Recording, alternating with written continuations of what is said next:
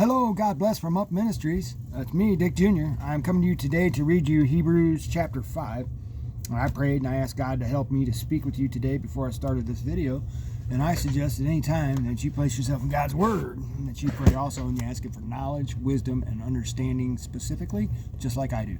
Okay? He's going to give them to you, and that's His promise, and it's contained in the book. But the reason why is because He wants us to understand everything in here, so that we can understand His perfect plan of salvation through Jesus Christ. And I'm not saying He wants us to understand through other men. He wants us to understand this ourselves. So if you pray and you read, He's going to help you. Okay? So, those things being said, let's go ahead and get started here in Hebrews chapter 5. For every high priest taken from among men is appointed on behalf of men in things pertaining to God, in order to offer both gifts and sacrifices for sins. He can deal gently with the ignorant and misguided, since he himself also is beset with weakness. I'm going to pause for a second, but that's something that all Christians need to remember nowadays as we step forward. If someone doesn't understand and we don't agree with them, we don't bash them, okay? We look at them as being ignorant and misguided, and then we deal with them gently, okay?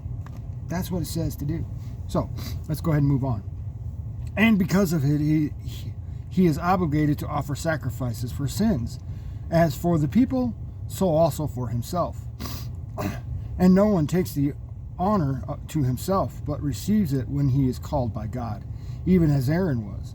So also Christ did not glorify himself so as to become a high priest, but he who said to him, "You are my son, today I have begotten you," just as he says also in another passage, "You are a priest forever, according to the order of Melchizedek."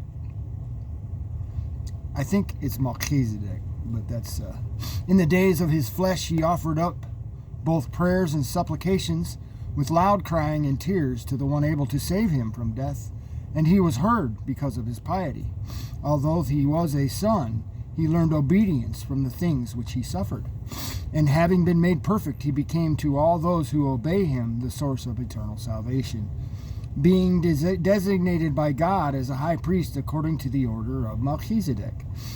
Concerning him we have much to say, and it is hard to explain, since you have become dull of hearing. For though by this time you ought to be teachers, you have need again for someone to teach you of the elementary principles of the oracles of God. And you have come to need milk and not solid food. For everyone who partakes only of milk is not accustomed to the word of righteousness, for he is an infant. But solid food is for the mature, who because of practice have their senses trained to discern good and evil.